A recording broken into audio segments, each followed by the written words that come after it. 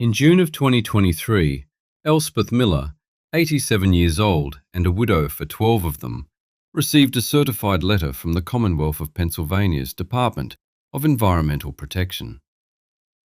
The envelope was stiff, the address printed in a severe, all-caps font that suggested no human hand had touched it until the mail carrier folded it into her box.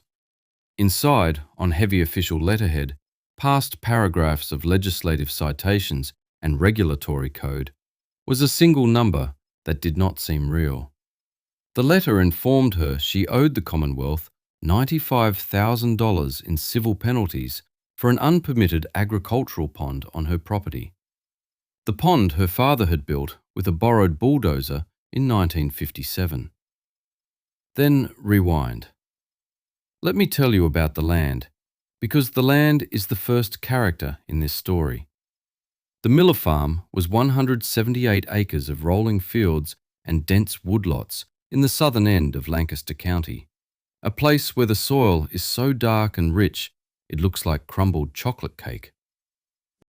It was purchased on March 11, 1888 by Elspeth's great-grandfather, a German immigrant named Friedrich Müller, who had saved for 17 years working on the railroad to buy it. The price was $4,200. He paid in gold coin, which he carried from the bank in a canvas sack that still sits in the bottom drawer of a heavy oak desk in the farmhouse. Friedrich and his sons cleared the land with horses and their own backs, pulling stumps with chains and sweat. They built the barn first in 1890 with hand-hewn timbers and pegs, and the house second in 1892. The date is carved into the main beam in the barn's hayloft, a place that still smells of dry alfalfa and thyme. Elspeth's father, Abraham Miller, inherited the farm in 1946. He was 28 years old, had served for 3 years with the 8th Air Force in England, flying 35 missions as a ball turret gunner in a B-17. The experience had made him quiet, methodical, and allergic to half measures. He was known in the county for 2 things: the straightness of his cornrows and the meticulousness of his records. Abraham believed that a thing wasn't truly done until it was written down. He kept a ledger for every transaction, a file for every piece of equipment, a note for every crop rotation. His office, a small, cold room off the kitchen, was his sanctuary. It contained the same oak desk his grandfather had used, but Abraham had added 2 4-drawer military surplus filing cabinets, painted olive drab. They were cold to the touch, even in summer. In the summer of 1956, the rains didn't come. The creek that bisected the property, Little Conestoga Creek, ran so low you could see the sun-bleached stones of its bed. The corn withered on the stalk. Abraham lost nearly 40% of his crop. He vowed it would not happen again. He spent that winter studying topographical maps from the county extension office and reading pamphlets from the U.S. Soil Conservation Service, an agency born from the Dust Bowl. He planned. Let me tell you about the pond, because the pond is the second character. It wasn't an act of whim, it was an act of engineering and foresight. Abraham chose a natural depression at the lowest point of the back 80 acres, a place where 3 shallow swales converged. A seasonal spring already made the ground marshy there. His plan was to build an earthen dam, 14 feet high and 200 feet long, to capture the spring's flow and the winter runoff. The resulting reservoir would hold, by his calculation, approximately 3.1 million gallons of water. It would be enough to irrigate his fields through any drought, provide a ready source of water for the volunteer fire company, and water his small herd of 40 Holstein cows. Construction began on May 1, 1957. Abraham borrowed a Caterpillar D6 bulldozer from a neighbour who was clearing land for a new housing development.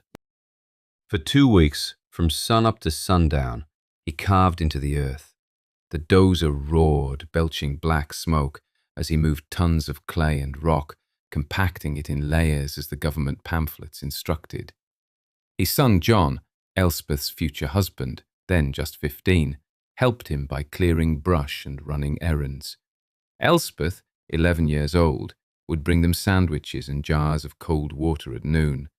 She remembered the smell of diesel fuel and turned earth, the constant mechanical groan that seemed to shake the whole valley.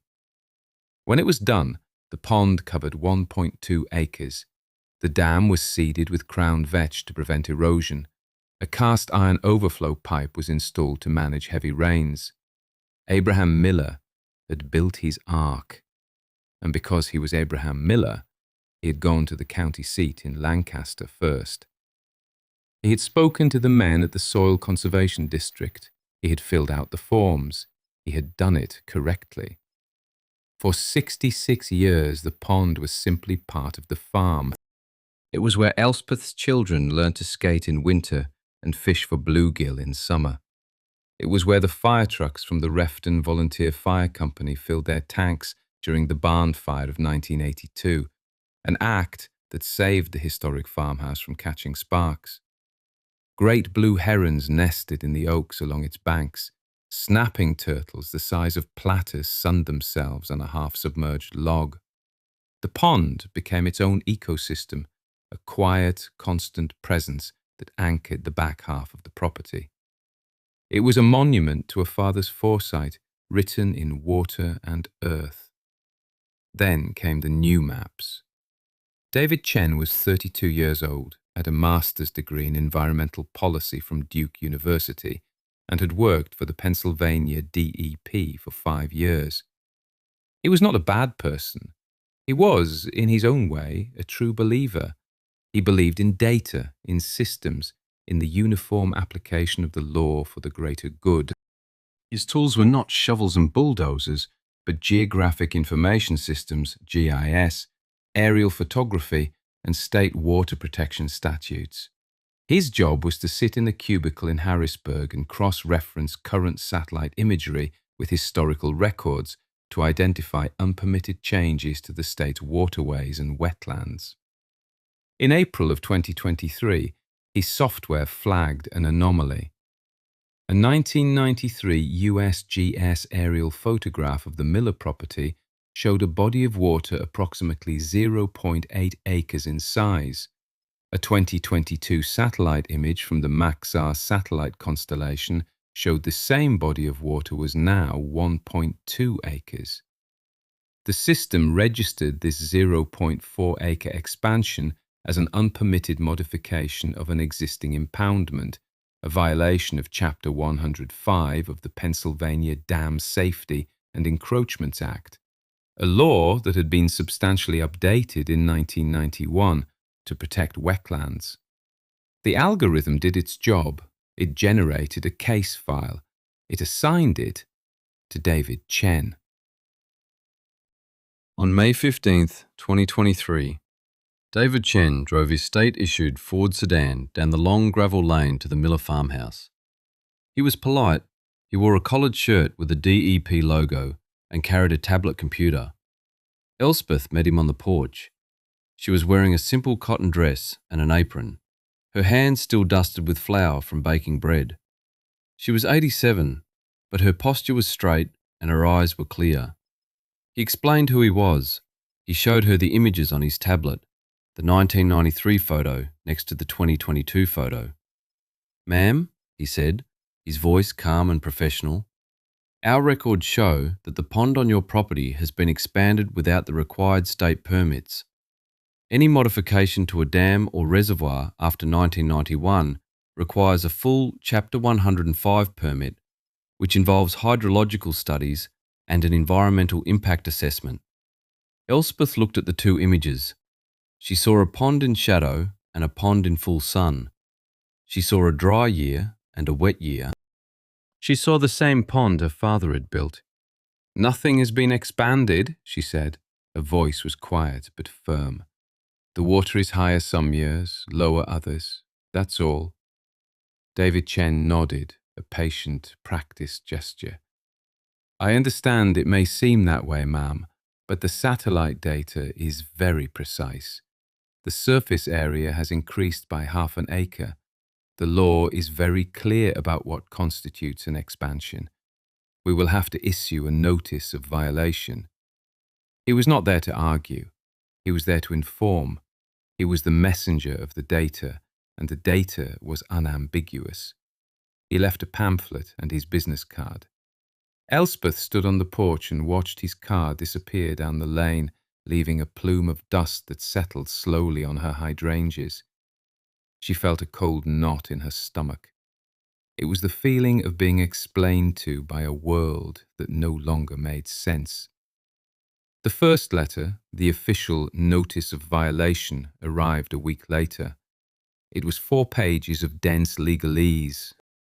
It gave her 60 days to submit a restoration plan to return the pond to its pre-1991 dimensions and 90 days to pay an initial administrative fine of $10,000. Elspeth called her grandson Thomas. Thomas was 29. He worked as an IT consultant in Philadelphia, but he drove out to the farm every weekend. He loved his grandmother and the land, but he understood the modern world. He understood that fighting a state agency was like wrestling with the tide. He read the letter, and his heart sank. He called a number for David Chen. The conversation was brief and brutal. Chen was polite but immovable. He explained the agency's position. The law was the law. The data was the data. The burden of proof, he explained, was on the property owner to demonstrate prior authorization.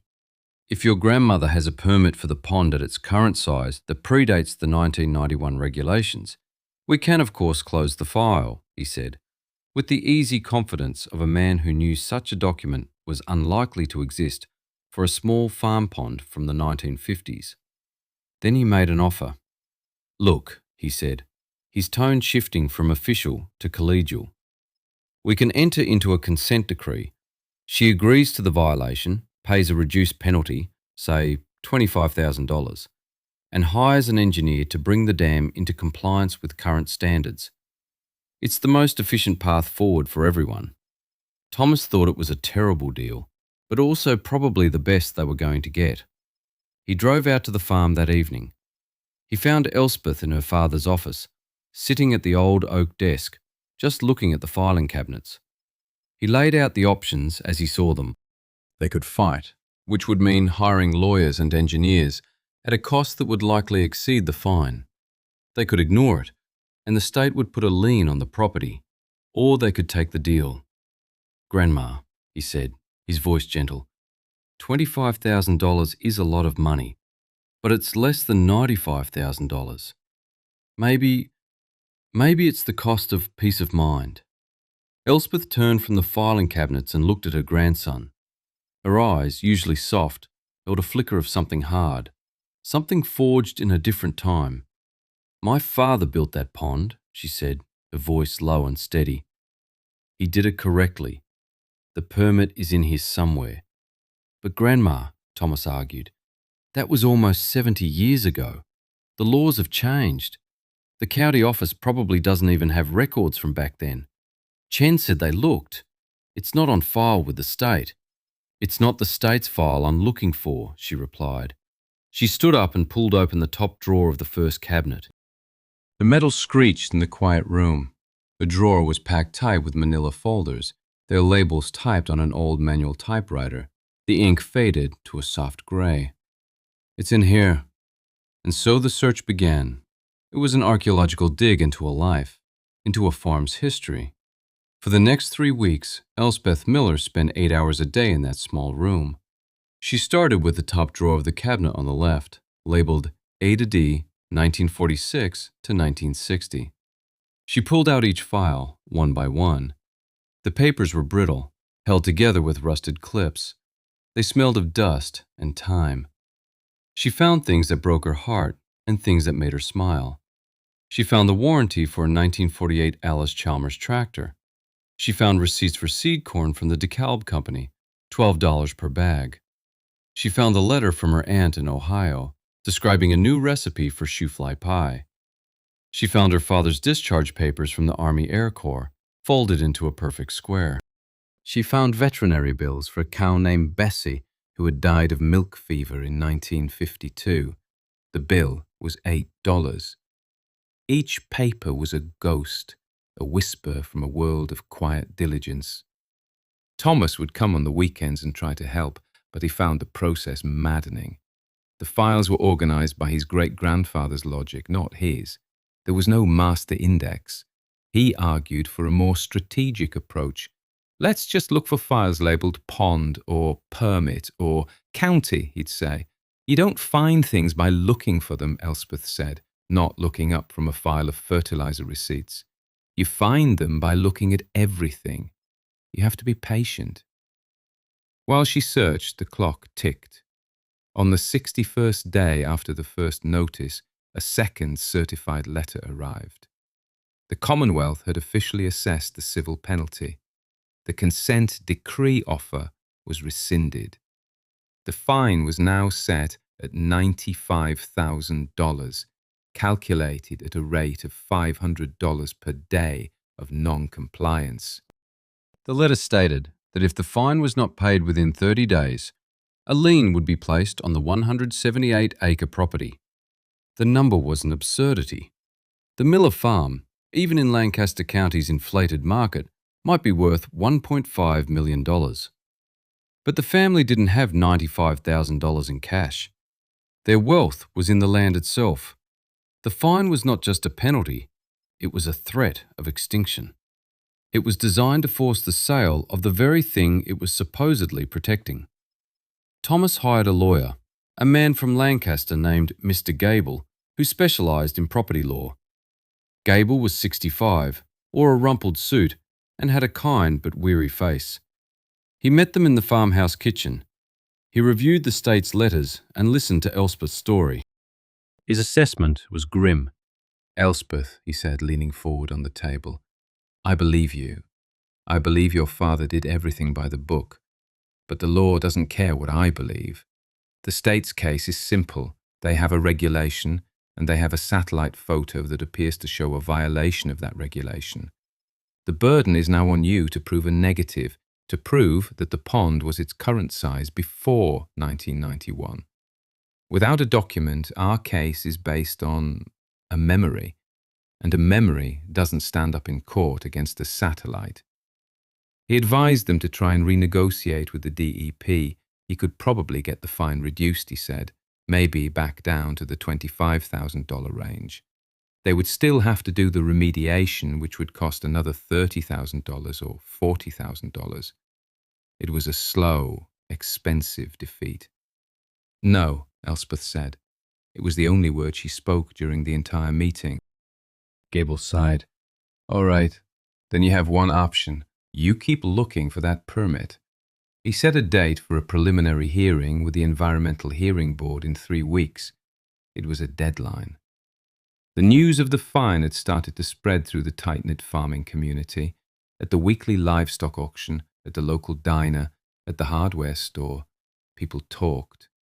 Some shook their heads, saying old Mrs. Miller was being stubborn, that you can't fight the government. Others were angry. They saw it as an attack on all of them. They were land-rich and cash-poor, and they all had something on their farms, an old barn, a drainage ditch, a culvert, that could be a violation of some new rule they didn't know about. They saw Elspeth's fight as their own. The community began to watch. The search grew more desperate. Thomas took a week off work.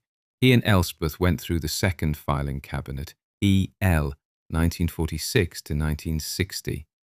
They worked in silence. The only sound, the rustle of dry paper. They found files for equipment, for electricity bills, for feed supplies. Nothing. They moved to the bottom drawers filled with records from the 1960s and 70s. The files became thicker, the paperwork more complex. The world was becoming more complicated, even in Abraham Miller's files. 2 days before the hearing, they had searched every drawer in both cabinets. Nothing. Thomas sat on the floor surrounded by piles of old folders. He felt a profound sense of defeat. Grandma, he said, his voice thick with exhaustion, it's not here. We have to call Mr. Gable. We have to take the deal. Elspeth was standing by the oak desk. She ran her hand over its scarred surface. It was the desk her great-grandfather had bought, the desk her father had worked at every night. She thought about the canvas sack of gold coins in the bottom drawer. She thought about her father's quiet determination. "There's one more place," she said. She pointed to a small single-drawer file box on a low shelf, tucked behind a stack of old farm journals. It was made of metal, but unlike the cabinets, this one was painted a cheerful blue. The label on the front, handwritten in her father's perfect block letters, read, "Conservation and County." Thomas's head snapped up. It seemed too simple, too obvious. He scrambled over and pulled the box out. It was heavy. He lifted the lid. The files inside were different. They weren't for commerce or equipment. They were about the land itself. There were soil maps from the 1950s with contour lines drawn in pencil. There were pamphlets about crop rotation and no-till farming. And in the very back, in a folder labelled simply Pond Project 1957, there it was. It was not an impressive document. It was a single sheet of thin, yellowed paper, a carbon copy. The typewritten text was faint, some letters darker than others. At the top it read, Commonwealth of Pennsylvania, County of Lancaster, Soil Conservation District, application and permit for construction of an agricultural dam and reservoir. The form was filled out in Abraham Miller's hand. Project location, Miller Farm, 178 acres. Purpose, irrigation and fire suppression. Dam height, 14 feet. Reservoir surface area, approximately 1.25 acres. And at the bottom, dated April 17, 1957, were two signatures. One was Abraham Miller's, a strong, clear script.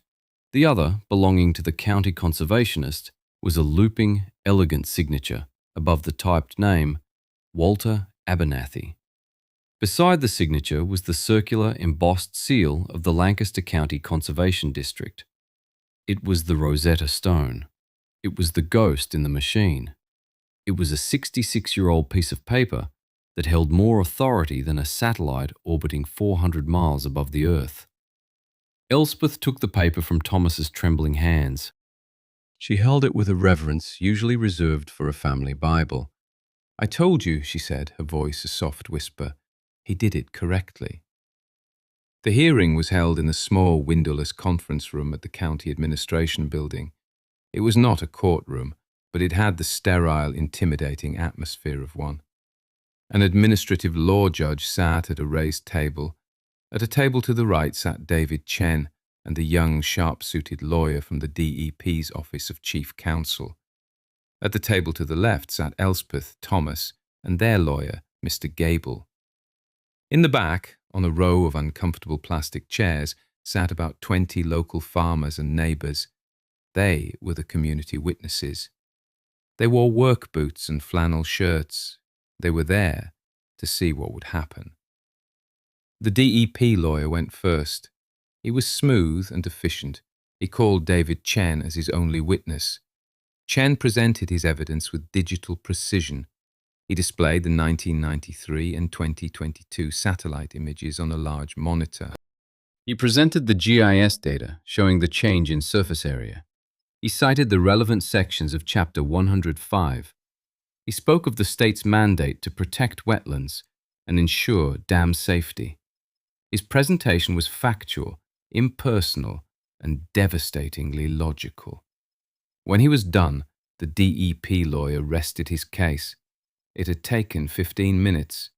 The judge turned to Mr. Gable. "Your witness?" Mr. Gable stood up. "I call Elspeth Miller to the stand." Elspeth walked slowly to the witness table. She was not sworn in. She carried a single folder. The judge asked her to state her name for the record. She did.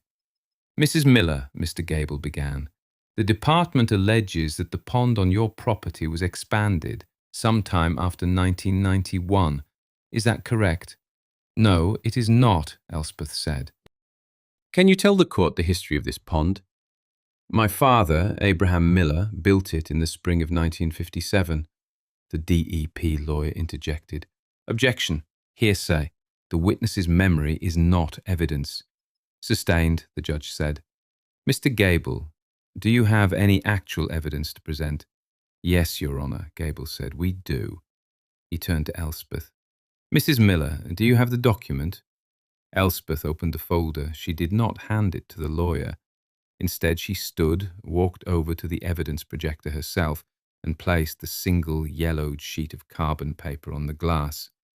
An image flickered onto the large monitor, replacing the crisp, high-resolution satellite photos. The image was blurry at first as the autofocus struggled with the ancient paper. Then it sharpened. The entire room could see the faint typewriting, the hand-filled blanks, the two signatures. A collective murmur went through the farmers in the back. The judge leaned forward, peering at his own monitor. David Chen stared at the screen, his face a mask of disbelief. He had searched the state's digital databases. He had requested the county's archived records. The system had told him nothing like this existed. But the system was wrong. The system had forgotten its own history. The DEP lawyer walked over to the monitor, his confidence visibly draining away. He read the document on the screen. He read the date, April 17th, 1957. He read the approved surface area, 1.25 acres, a figure slightly larger than the state's own current measurement. He read the name of the signatory agency, the Lancaster County Soil Conservation District, a body that had been authorised by the state to issue such permits at the time. He saw the official embossed seal. He stood there for a full 30 seconds, his back to the room. The only sound was the hum of the projector fan. He was a young, smart lawyer representing the full power of the Commonwealth of Pennsylvania, and he had been defeated by a piece of paper, a carbon copy, typed on a manual typewriter 11 years before he was born. The irony was situational, and it was absolute. A quiet expert with an inherited object had just nullified a high-budget system. Finally, the lawyer turned away from the screen. He walked back to his table and leaned over to whisper to David Chen, who just shook his head slowly. The lawyer straightened up and addressed the judge. His voice was flat, all the smooth confidence gone. The state's attorney looked at the document, looked at Chen, and said, "We withdraw the notice of violation." The climax was not a shout, but a silence. The judge rapped his gavel once. "This matter is dismissed." Then, in the quiet room, one of the farmers in the back started to clap, then another. Within seconds, all 20 of them were on their feet, a standing ovation of weathered, calloused hands, not for Elspeth, but for the idea of her, for the idea that memory could still win. But a file cabinet could be more powerful than a satellite. The drive home was quiet. Thomas drove the old Buick, his hands tight on the wheel. Elspeth sat in the passenger seat, looking out at the green fields. The permit lay on the seat between them, back in its folder. Finally, Thomas spoke, his voice cracking slightly. "I'm sorry, Grandma. I didn't believe you." Elspeth reached over and patted his hand. "It's not about believing," she said. "It's about knowing what's worth keeping." She paused, then added quietly, after the public moment had passed, "Now you know why we keep things." The permit never went back into the blue metal box. Elspeth had it professionally framed. It now hangs on the wall in her father's office, directly above the heavy oak desk. It looks small and unassuming against the dark wood panelling, but it is the most important document in the house. It is a deed, not just to a pond, but to a way of life. The story became a small legend in the county. A short article appeared in the LNP, the local newspaper, with the headline, "1957 Permit Absolves Farmer of $95,000 State Fine." David Chen was reassigned to a different district. No one from the DEP ever visited the Miller farm again. The state, it turned out, had no interest in celebrating its own defeat. But the real aftermath was not public, it was private. It happened in Thomas. He had always seen the farm as a beautiful, burdensome inheritance, a place of nostalgia but not of relevance. He saw his great-grandfather's filing system as a chaotic relic, an analog mess in a digital world. After the hearing, he saw it for what it was, a library of survival, an archive of resilience. Each piece of paper was a testament to a battle fought and won, a drought survived, a loan paid off, a promise kept. A few years later, when Elspeth's health began to fail, Thomas moved back to the farm permanently. He took over its management. One of the first things he did was buy a high-quality document scanner. Over the course of a winter, he digitized every single paper in Abraham Miller's olive drab filing cabinets, the tractor warranties, the seed receipts, the letters from his great-aunt, all of it. He created a searchable database backed up to the cloud. He brought the system into the 21st century, but he did not throw out the original papers. He bought archival, acid-free boxes. He carefully placed the contents of each original folder into a new box, labeled it with the same typewritten title, and placed it back in the cold steel drawers of the filing cabinets. He understood now. The digital file was for convenience. The paper was for proof. The data could be corrupted, the servers could fail, the cloud could evaporate. But the physical artifact, the thing you could hold in your hand, the paper bearing the ink and the seal and the pressure of a signature, that had a different kind of power. It had weight. What is a farm, after all, but a long conversation between generations? What is wisdom but the accumulated knowledge of what works and what fails, of what to keep and what to let go? A system only knows the rules it was built on. It has no memory of the rules that came before. It sees a 1.2-acre pond and a 1991 law, and it draws a straight, logical line between them.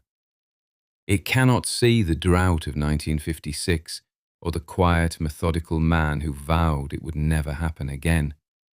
It cannot feel the weight of a promise a father made to himself, to his land, and to the generations that would follow.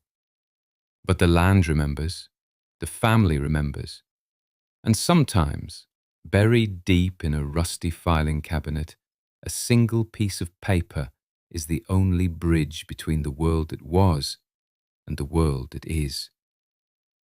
What survives is not always what is newest or fastest or most efficient. What survives is what is loved, and what is loved is what is carefully kept.